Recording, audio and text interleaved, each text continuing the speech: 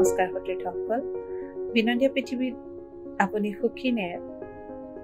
আমি পোহৰ বিচাৰি যাওঁ আহকৰ।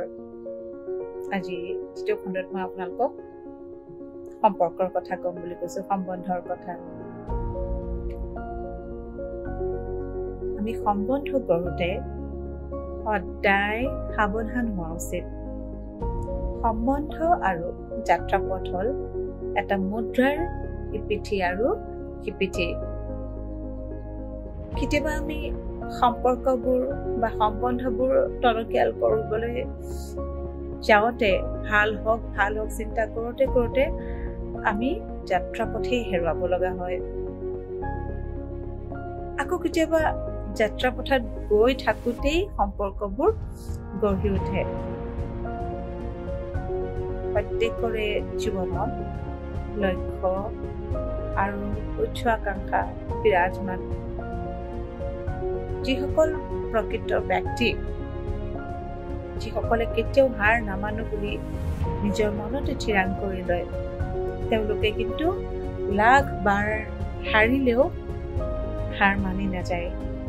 কিয়নো এই বিশ্বত কোনো কামেই অসাধ্য নহয়। তাৰ বাবে কেৱল লাগিব অলপ সাহস আৰু পৰিশ্ৰম। আমাৰ বহু কেইজন মহান ব্যক্তিয়ে কৈ গৈছে, তেওঁলোকৰ আদৰ্শ আমি শিৰত লৈ আগবাঢ়ি যাব লাগে। তেওঁলোকে কৈছে যে সম্বন্ধ এটা গঢ়োতে আমাৰ বহু সময় কেতিয়াবা লাগি যায়। প্ৰত্যেকটো সম্পৰ্ক নহয়, কিন্তু কিছুমান সম্পৰ্ক এনেকুৱা গোটেই জীৱনটো যেন বুজিব নোৱাৰা এটা সম্পৰ্কৰ দৰে হৈ পৰে। গতিকে আমি ভাবি থাকোঁ যে তাৰ কাৰণটো কি?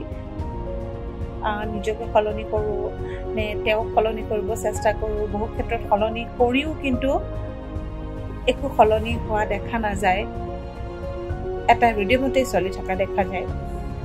গতিকে বুদ্ধিয়কজনে বা জ্ঞানীজনে কৈছে যে আমি আনক সলনি কৰাতকৈ নিজকে সলনি কৰা উচিত।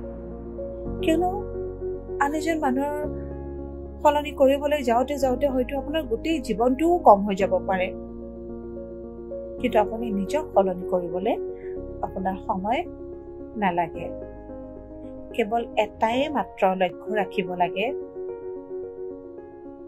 যে আপুনি আপোনাৰ কৰ্ম কৰি যাওঁতে কেতিয়াও অহংকাৰ ভাৱ আনিব নালাগে, নিজকে মই বৰ বুলি ভাবিব নালাগে। যদিহে আমাৰ জীৱনলৈ অহংকাৰ আহে, তেতিয়া কিন্তু সৰ্বনাশ বুলি আমি ভাবিব লাগিব বা সৰ্বনাশ অনিবাৰ্য। সেই অহংকাৰ নকৰাকৈ সকলোৰে লগত আমি সুন্দৰভাৱে মিলা প্ৰীতিৰে থাকিব লাগে। জীৱনটো যেনেকুৱাই নহওক কিয় কেৱল আমি সুখী হ'বলৈ চেষ্টা কৰিব লাগে, কাৰণ জীৱনটো আমি এবাৰেই পাওঁ।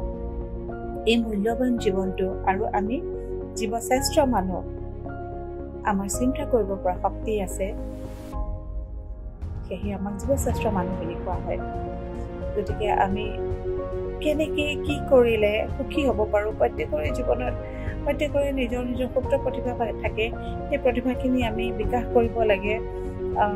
যিসকলে কবিতা পঢ়ি ভাল পায়, কবিতা পঢ়িব লাগে। লিখি ভাল পোৱাসকলে লিখিব লাগে।